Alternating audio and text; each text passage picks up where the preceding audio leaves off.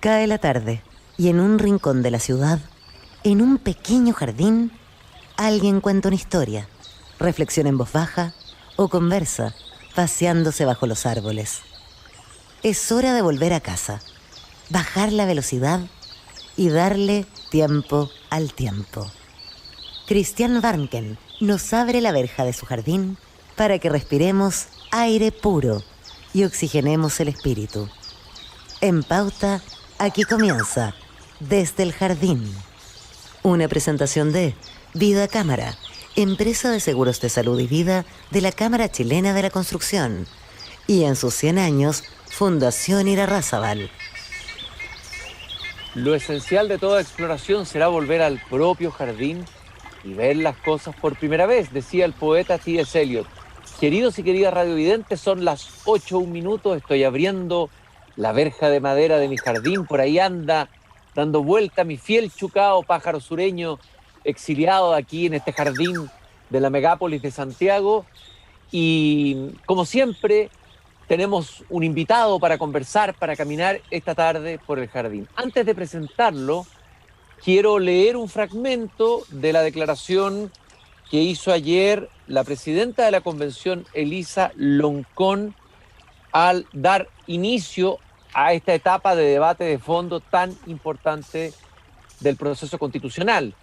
Ya hemos sido testigos de lo que fue la discusión del reglamento. Hoy día comenzó con un cierto accidente, en realidad ayer comenzó ya con un cierto accidente a propósito de los hechos que estaban ocurriendo en el centro de Santiago, la discusión del debate de fondo. Y ella dice, hoy, refiriéndose a ayer, 18 de octubre, queremos comunicar a todos los pueblos de Chile, a los jóvenes y ancianos, niñas y niñas, mujeres, disidencias, trabajadores y trabajadoras, pueblos originarios, que empezamos una etapa fundamental en el trabajo de la Convención Constitucional, damos inicio al debate constituyente. Y luego afirmó, a 2 años del despertar del nuevo Chile, damos rienda suelta a la imaginación. Es un imperativo que estemos a la altura de los tiempos. Debemos trabajar arduamente para intentar sanar las cicatrices de Chile, afirmó Elisa Loncón. ¿Y quién mejor que para comentar este inicio, este comienzo de, me imagino, un arduo trabajo constituyente que viene en los próximos meses, que Jaime Arancibia, que nos ha visitado otra vez en el jardín, doctor en Derecho de la Universidad de Cambridge, abogado de la Católica, director de estudios de la Universidad de los Andes, profesor investigador y docente de la Facultad de Derecho de esa universidad. Jaime, muchas gracias por caminar conmigo de nuevo por este jardín. Buenas tardes, encantado, Cristian, estar nuevamente aquí. Un gusto. ¿Qué te suscitan estas declaraciones de Elisa Loncón? A ver, primero, esta afirmación de damos rienda suelta a la imaginación. ¿Cómo lo ven constitucionalistas? En el sentido de que la Constitución permite, o la elaboración de una Constitución permite esta rienda suelta a la imaginación, o hay límites. A ver, ¿cómo lo ves tú? Toda Constitución, ciertamente, y quiero interpretar en ese sentido las palabras de la presidenta de la Convención, tienen un componente de concretar aspiraciones de un pueblo en relación con el sentido de lo justo. Y por lo tanto, en ese sentido, un texto constitucional tendría que recoger los anhelos de una ciudadanía que busca un orden justo, porque naturalmente la paz es obra de la justicia, decían los clásicos, y en ese sentido es posible imaginar disposiciones que puedan pretender a eso. Ahora, naturalmente eso también puede tener un contrapunto en el sentido de que por mucho que imaginemos cosas y las declaremos en un texto constitucional, no necesariamente eso va a ser realidad en la práctica, porque eso depende también de otros factores. ¿Y cuáles son los factores que limitarían, digamos, un desborde imaginativo? Porque hay quienes han dicho que en Latinoamérica hay una, por lo menos en algunas partes de Latinoamérica, para ser justo, hay como una tendencia a elaborar constituciones que tienen harto de espacio de imaginación, constituciones que son como árboles de Pascua, ha dicho alguien por ahí, que se le colocan todo tipo de alimentos a ese árbol. ¿Cómo lo ves tú eso? Sí, es muy propio de la cultura jurídica continental, europea continental, pensar de que por arte de magia, por así decirlo, las realidades se vuelven más justas simplemente por haberlas declarado en un texto, en un papel. Y la verdad es que eso no es así. Desde luego porque hay, yo diría que dos mecanismos necesarios para poder hacer realidad esos anhelos. Por un lado, la existencia de acciones judiciales que permitan amparar aquellos anhelos o aquellas aspiraciones ante posibles incumplimientos del Estado, y luego, incluso existiendo recursos judiciales, que existan los recursos necesarios como para poder cumplir, en el caso de los derechos sociales, con esa universalidad y con esa pretensión de mejores estándares de vida. Por tanto, podría estar muy bien declarado, pero ya está visto que en muchos lugares del mundo se han hecho declaraciones que finalmente quedan como un ideal, como una aspiración, pero no necesariamente capaz de ser llevados a la realidad. Piense, por ejemplo, en el derecho el derecho a tener empleo, que se consagra, por ejemplo, en la Constitución española, y mientras existía ese artículo, muchas veces, producto de crisis económica, el desempleo incluso superó los 2 dígitos. Entonces, ahí uno se pregunta, bueno, es un ideal, pero no alcanzable siempre. Jaime, me imagino que tú, entiendo que has estudiado otros procesos constituyentes en el mundo y en Latinoamérica. A ver, Sí. primero me gustaría una comparación tuya de esta primera etapa que ya hemos tenido, si la comparas con otros procesos constituyentes, ¿cuánto de esta etapa primera, que fue la etapa de los reglamentos, es distinta a otros procesos? ¿En cuánto se parece? Me gustaría una primera aproximación comparativa. Sí, bueno, hay distintas perspectivas con las cuales comparar el avance que hemos tenido. Una es el tiempo, por ejemplo, que se ha demorado, y en ese sentido yo diría que Chile está dentro de los rangos de duración de los procesos constitucionales, al menos de los más recientes. No diría que haya un atraso necesariamente, considerando que cerca del 25% del tiempo en un espacio de un año es el que se ha dedicado a la redacción del reglamento. En eso se cumple. Yo, más que ir comparando, Cristian, la constitución chilena con otras constituciones, lo que he hecho es revisado varios de los informes que han emitido actores claves en análisis de procesos constitucionales, como, y lo aprovecho de recomendar por si quisieran tener más detalle, el Programa de las Naciones Unidas para el Desarrollo, que tiene un documento. Hay otra institución que se llama Interpeace, que es una ONG que se dedica a asesorar a países en procesos constitucionales, y desde luego en Europa la Comisión de Venecia del Consejo Europeo, del que Chile incluso es signatario, que también ha dado buenas prácticas. Entonces, sobre esa base, yo diría que mirando las buenas prácticas en materia de procesos constitucionales, hasta ahora lo que hemos visto en cuanto a la redacción del reglamento propiamente tal, a mí me parece que por regla general, salvo algunas excepciones que se pueden mencionar, Chile cumple con el tiempo de elaboración del reglamento. El reglamento en sí mismo cumple con los contenidos que han sido sugeridos por estas instituciones en materia de existencia de declaración de principios, transparencia, participación, trabajo a tiempo completo de los constituyentes, perfilamiento de las unidades, cargos, designaciones, remociones, un proceso deliberativo al menos regulado en el papel, ordenado, consistente, eficiente, transversalidad en cuanto a la participación de los distintos constituyentes, convocatorias claras, participación ciudadana, transparencia, con de constitución. Bueno, el listado podría ser mucho más extenso para no agotar a los oyentes, pero me parece que en ese sentido las buenas prácticas de lo que se sugiere debería ser un reglamento constitucional, a mi juicio están cumplidas. Otra cosa es ver cómo eso se va a materializar en la práctica. Oye, Jaime, y señalaste que podían haber algunos elementos donde uno podría encontrar, algunos elementos a lo mejor no los mayoritarios, donde uno podría discutir. Por ejemplo, ¿qué te parece a ti el reglamento sobre el tema del negacionismo que se ha comentado tanto? ¿Hay un caso así? ¿Hay casos parecidos en otros lugares del mundo? A alguien le leí el otro día que eso era un disparate, tal vez uno de los disparates que no lo había visto en ninguna otra parte, un despropósito, una desmesura. ¿Cómo lo evalúas tú? Y si hay algo parecido a esa disposición sobre el tema del negacionismo en otros procesos constituyentes. Yo no estoy a favor de la inclusión del negacionismo en una discusión constitucional. Me sumo ahí a la crítica transversal que ha habido, yo diría que es bastante transversal, que ha habido respecto de la improcedencia de ese tipo de regulaciones. Si me apura un poco, Cristian, no, tampoco es que conozca cada uno de los textos constitucionales, no me suena algo así, y si tuviese que dar una respuesta apurada, diría que lo más parecido al negacionismo es el ejercicio de negacionismo realizado por los revolucionarios franceses. Con la irrupción de la revolución, en el fondo, y la caída de la monarquía, efectivamente parte del discurso revolucionario, y para eso se crearon los famosos tribunales revolucionarios, era poder castigar incluso con la pena capital a todos aquellos que sostuvieran un discurso negacionista del impulso revolucionario. ¿Y se va a poder aplicar, tú crees, en la realidad esa disposición? ¿Se va a poder aplicar de verdad o va a quedar simplemente como una declaración, como un saludo a la bandera? Podría aplicarse en la práctica porque además está el propio reglamento prevé el órgano necesario para poder aplicar ese tipo de sanciones. Otra cosa es que se estime que ese tipo de actuaciones por parte de la Convención sea válida desde un punto de vista constitucional.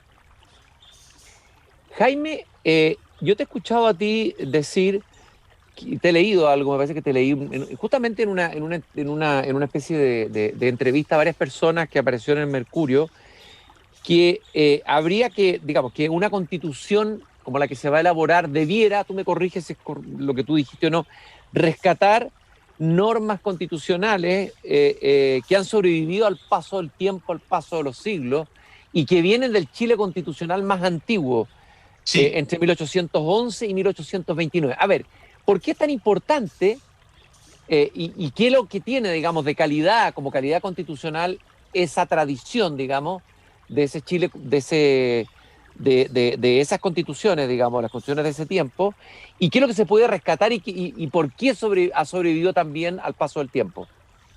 Sí, yo me sorprendí incluso por la respuesta que me correspondió dar, porque me dijeron, ¿qué normas usted rescataría o respetaría del periodo incluso previo a la Constitución de 1833, que es de donde uno cree que viene quizás el principal armazón de nuestro régimen político? Y resulta que dejando fuera la Constitución de 1833 y simplemente concentrándonos entre 1811 y 1828, el listado de normas que hoy permanece en la Constitución y la esencialidad de esas normas de nuestro régimen es impresionante, no solamente por la cantidad de derechos fundamentales que provienen de esa época, sino que también por la estructura básica de la organización del poder. Entonces, si hay un consenso en la cultura occidental, es que uno de los modos más claros de reconocer la legitimidad de una norma es su capacidad de sobrevivir al paso del tiempo, a distintos gobiernos, a distintas crisis institucionales, a distintas generaciones de una misma nación. Y en ese sentido, ese tipo de normas se transforman, por así decirlo, en venerables, porque no han sido fruto de la imposición ni por la fuerza, ni por un afán de novedad de alguno que otro, sino que normalmente ese tipo de disposiciones que son impuestas por la fuerza o por afanes de novedad prontamente desaparecen del texto constitucional. ¿Por qué? Porque la práctica demuestra que no tenían sentido. En cambio, aquellas que sobreviven, y sin aquí transformarme en un tradicionalista, porque naturalmente eso no significa que las constituciones antiguas tengan que permanecer tal cual, pero sí aquellas que han logrado sobrevivir muchos decenios, incluso siglos, por razones de respeto también a la tradición constitucional, deberían permanecer. Yo parte del esfuerzo que hice con el libro, que estudia el origen de los preceptos de la Constitución actual, fue, y lo conté en esa entrevista al Mercurio, una anécdota que me ocurrió como estudiante de doctorado en la House of Lords británica, cuando ante un grupo de estudiantes extranjeros, Lord Campbell, me parece, pregunta, bueno, al menos aquí en Inglaterra medimos el prestigio de las constituciones por la antigüedad de sus normas, así que no sé si cada uno me puede decir de qué año provienen las constituciones de cada uno. Y bueno, hay una respuesta un poco improvisada, también quizás por un poco de pudor patriótico o pudor patrio. Yo dije, bueno, hay disposiciones nuevas, pero muchas de ellas vienen de 1800, del siglo XIX, ya tienen más de 200 años. Y la verdad es que eso a él le causó una buena impresión. Esa es la respuesta que yo daría. Ahora, esto que tú estás afirmando, y que lo encuentro muy razonable, da la impresión que podría no encontrar mucho eco, provocar mucho entusiasmo en una parte importante, por no decir mayoritaria, de la constituyente. Hay un ánimo, uno tiende a sentir que hay un fuerte ánimo refundacional, casi como de partir de nuevo desde cero, reescribir la historia, una nueva página de la historia, un nuevo Chile que se funda. No sé si estás de acuerdo en esa, es una sensación. Y en las declaraciones hay mucho de eso, digamos. Entonces, Sí, ¿cómo conciliar ese ánimo refundacional con el recuperar esa tradición venerable de la que tú hablas? sí. A ver, yo diría que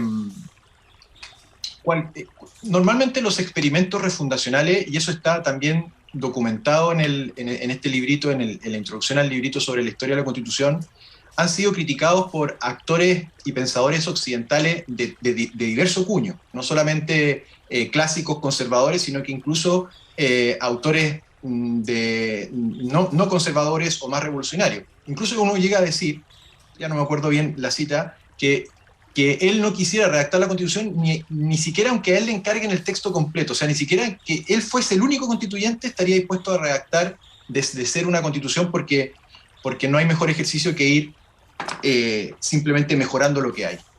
Entonces, yo diría que esos afanes refundacionales no son buenos para un orden constitucional, nunca lo han sido. Normalmente, producto de ánimos refundacionales, se producen excesos que terminan retrocediendo en la práctica al final. Así que yo creo que es mejor canalizarlo a través de mejoras o de introducción de mecanismos de perfeccionamiento, pero no refundacionales. Te voy a poner un ejemplo. Los revolucionarios franceses prohibieron los cuerpos intermedios. Así de simple. ¿Por qué? Porque los cuerpos intermedios, las sociedades, las asociaciones, los gremios, eran una base indeseable en la relación que tenía que darse entre el individuo y el Estado. Y por lo tanto, prohibición legal y constitucional de que no podían haber cuerpos intermedios sobre la faz de la Tierra.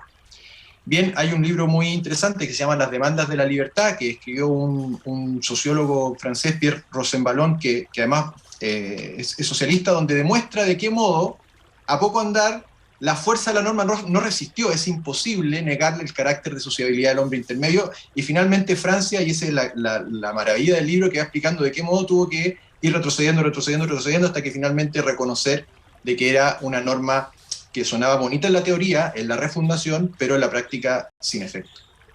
¿Han habido algunos procesos constitucionales recientes que tengan esa impronta refundacional en América Latina que podamos comparar con lo que podría tal vez suceder con el nuestro?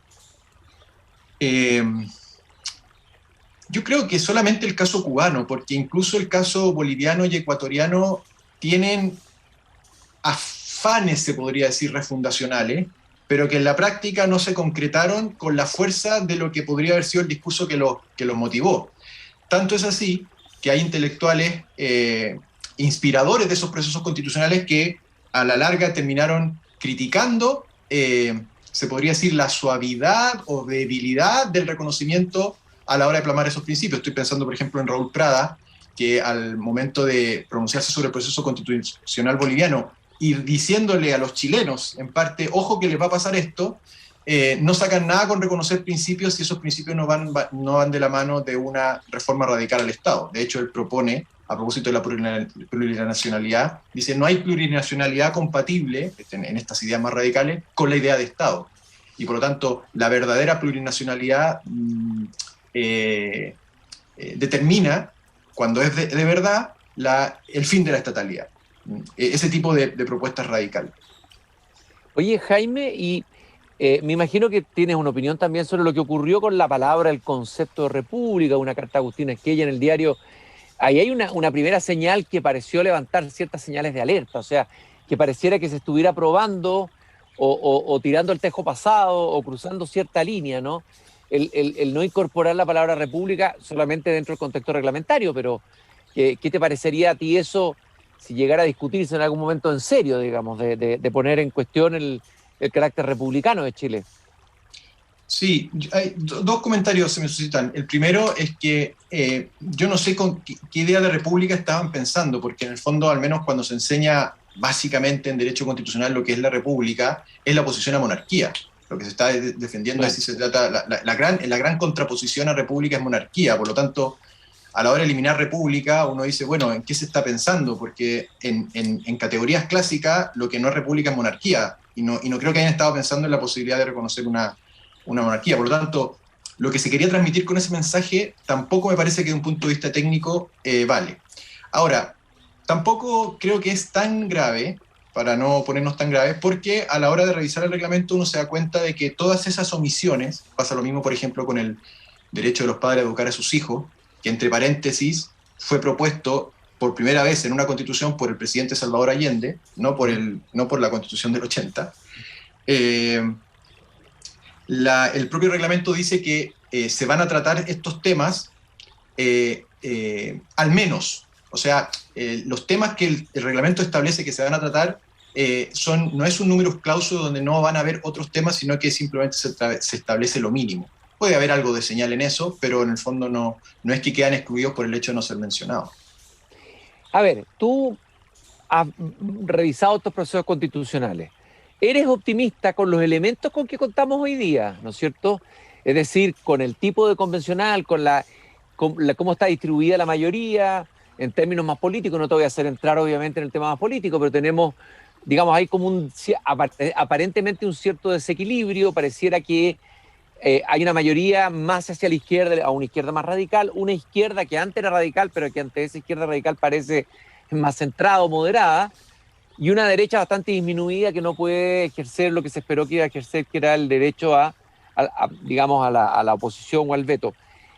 Con todos los elementos con los que contamos, con lo que hemos vivido en la primera etapa, ¿eres optimista o pesimista de que podemos aproximarnos a un texto constitucional razonable, sí o no?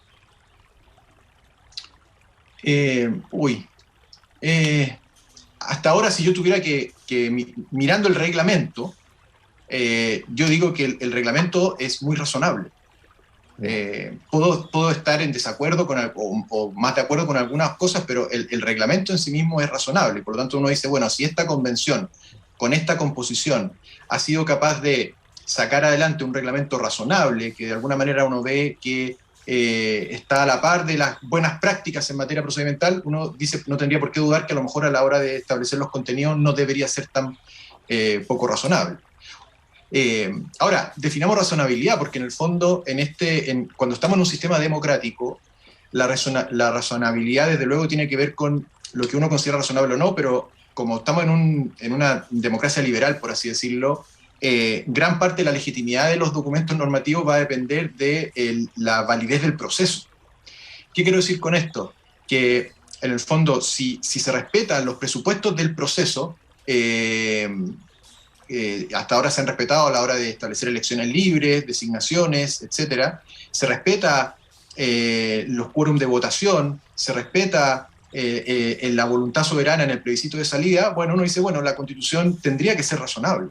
El problema se produce cuando en este tipo de procesos intervienen condicionantes que no son del todo democráticos, como por ejemplo la amenaza, el ejercicio de la violencia, la funa a los que opinan distinto. Ese tipo de prácticas son las que uno dice, bueno, le quitan libertad y legitimidad al proceso.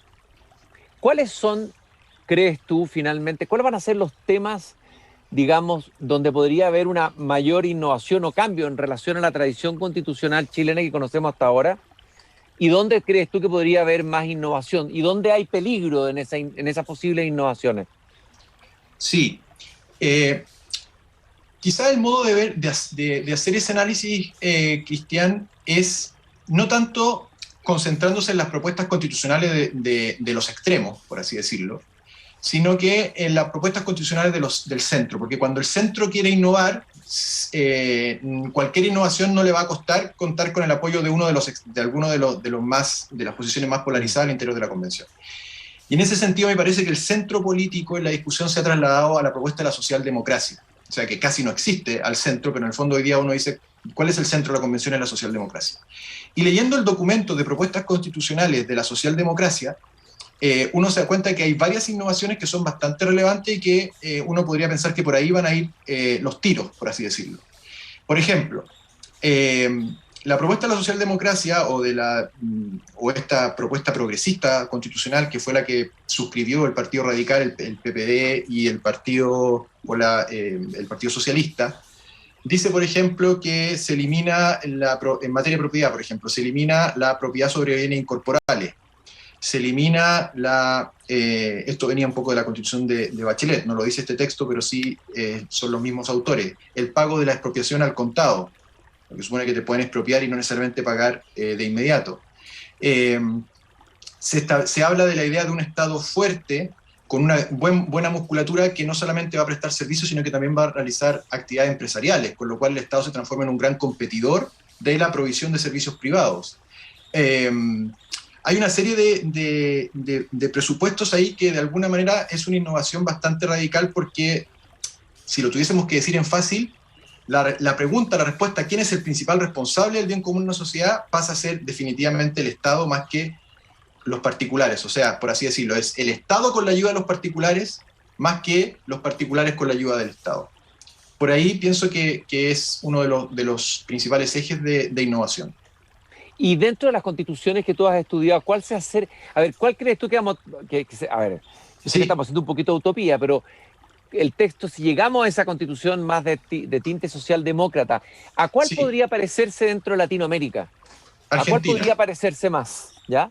Yo diría que la versión más perfecta de lo que se quiere es Francia, más allá de si uno está de acuerdo o no, pero dentro del modelo, la constitución más perfecta en esta idea es Francia, o alguna que otra democracia europea. ¿Qué te parece a ti la constitución francesa? ¿Cómo?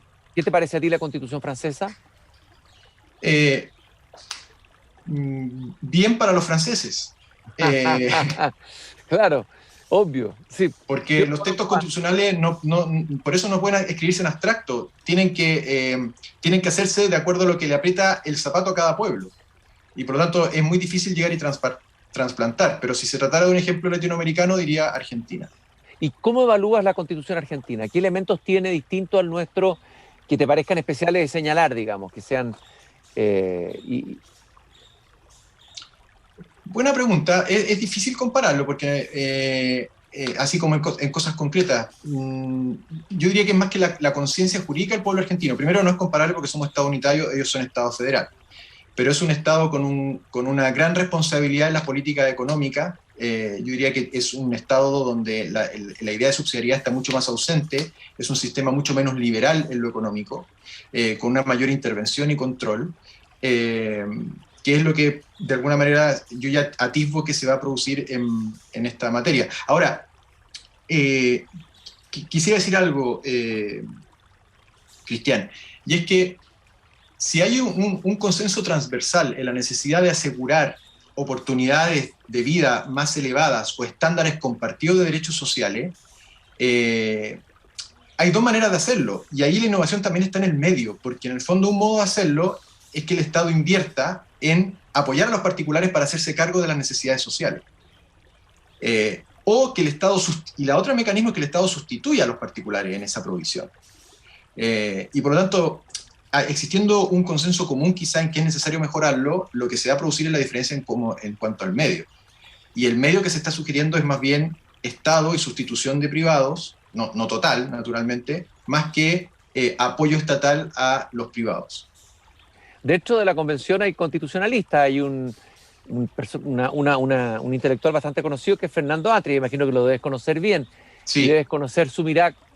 Muchos dicen que él va a ser finalmente como el redactor, no sé si invisible, pero lo que podría haber sido Jaime Guzmán en la Constitución del 80, digamos, el que estaría detrás, que estaría detrás de la nueva Constitución o la nueva sensibilidad. No sé si has estudiado el planteamiento de Atria y hacia dónde va, hacia dónde apunta, hacia qué modelo. Sí, yo lo que he leído de Fernando es efectivamente, primero, bueno, el libro La Constitución Tramposa, segundo, El Otro Modelo, y efectivamente él tiene una mirada de que los llamados derechos sociales no tendrían que quedar entregados a la lógica del mercado, por lo tanto es necesario asegurar una provisión mínima de financiamiento para efectos de que hay ciertos derechos en materia, sobre todo de salud, de educación y de previsión social, donde las personas puedan acceder a prestaciones mínimas con prescindencia de su nivel de ingreso, por así decirlo. Solo que me parece que Fernando además da el paso siguiente de decir, bueno, y esa provisión mínima, ¿quién la va a asegurar a la hora de ser prestada, no a la hora de ser financiada? Porque aquí hay que distinguir entre financiamiento y prestación. Y tiendo a pensar de que el ideal más socialista o más de izquierda dice, no solamente el financiamiento del Estado, sino que también la prestación tiene que estar a cargo del Estado. Mientras un modelo más subsidiario o social cristiano, si se quiere, dice, es cierto, el Estado tiene que intervenir financiando, pero no necesariamente sustituyendo a los privados. Y por último, Jaime, abusando de tu buena voluntad, hay una elección presidencial que va a realizar en noviembre en su primera vuelta y se ha discutido el hecho de que Jaime Baza, el vicepresidente de la convención, planteó que podría determinarse que el periodo presidencial del presidente electo en esta elección durase 2 años. ¿Eso es posible? ¿Es viable? ¿Qué va a pasar ahí? ¿Cómo lo anticipas tú, digamos? Ahí tenemos un desfase complicado, institucional, diría yo, ¿no? Sí, yo creo que no sería deseable, como opinión personal, porque ya hemos sumado demasiadas inestabilidades e incertidumbres a la vida nacional. Porque a diferencia de otros países, no solamente tenemos la incertidumbre sanitaria y económica, además tenemos la política. Y por lo tanto, yo trataría de no introducir tantos cambios porque eso genera una serie de incertidumbres e inestabilidades que no le hacen bien al país. Ahora, dicho eso, y aquí nuevamente voy a dar el argumento democrático, si la ciudadanía en el plebiscito de salida opta por una propuesta de la convención en ese sentido, bueno, si se trata de un proceso democrático legítimo, habrá que naturalmente considerar que el pueblo estimó que era lo mejor para el país. Y aquí quisiera introducir una idea, porque efectivamente muchas veces ahí se habla de la convención constituyente, pero la convención constituyente no es mandante, es mandatario. El verdadero mandante del encargo es el pueblo de Chile. Y por lo tanto ellos son los mandatarios que tienen que cumplir con un encargo sujeto a la ratificación del mandante. Y por lo tanto no es llegar y disponer que las autoridades duren menos tiempo simplemente pensar que con el solo hecho de que esté en la propuesta constitucional eso va a ser así, porque eso necesariamente va a ser así en la medida que el pueblo de Chile lo apruebe por el plebiscito de salida. Y en ese caso, si es así, bueno, habrá que aceptarlo como una solución democrática. Jaime Arancibia, doctor en Derecho de la Universidad de Cambridge, abogado de la Católica, director de estudios de la Universidad de los Andes, ha caminado conmigo esta tarde en el jardín, acercándonos a algunos aspectos de este proceso constitucional que ayer inició la primera etapa de la discusión de los contenidos más de fondo. Probablemente voy a tener que abusar de nuevo de tu buena voluntad cuando ya estemos en medio de la discusión, de discusiones más interesantes, de temas más específicos dentro de la Constitución, de todas las comisiones. ¿Cuál es la que te interesa más a ti, por curiosidad o por interés o debilidad, por algún tema específico? ¿Dónde tiene los ojos régimen político y de gobierno. Régimen sin lugar a dudas, porque fíjate que la Constitución de Estados Unidos, la primera versión, no tenía derechos fundamentales, solamente tenía régimen político. ¿Y por qué eso fue así? Porque los padres fundadores dijeron, no sacamos nada con consagrar derechos si es que esos derechos no están incardinados en un sistema de check and balances. Y por lo tanto es mucho más importante, aquí estoy cometiendo una herejía constitucional, un buen equilibrio de poderes a un buen catálogo de declaración de derechos. Me parece que es un tema, o sea, que realmente es un tema central en la discusión constitucional que viene, así que le tendríamos que dedicar probablemente un programa en el futuro. Muchas gracias, Jaime, por haberme acompañado esta tarde en el jardín. Encantado, Cristian, muchas gracias a ti. Tan interesante estuvo que nos excedimos 4 minutos. Saludo a todos los radiovidentes, las y los radiovidentes. Cierro la verja de mi jardín. No se olviden de la frase de Voltaire, que siempre les leo al final de este programa, la frase que está en el Cándido: hay que cultivar el propio jardín. Nos encontramos mañana nuevamente a las 8 de la tarde aquí en Pauta y pauta.cl. Muchas gracias. Es hora de cerrar la verja de madera del jardín. Pero Christian Warnken la volverá a abrir todos los días de lunes a viernes a las 20 horas en Radio Pauta, cuando comience de nuevo Desde el Jardín. Una presentación de Vida Cámara, empresa de seguros de salud y vida de la Cámara Chilena de la Construcción. Y en sus 100 años, Fundación Irarrázaval.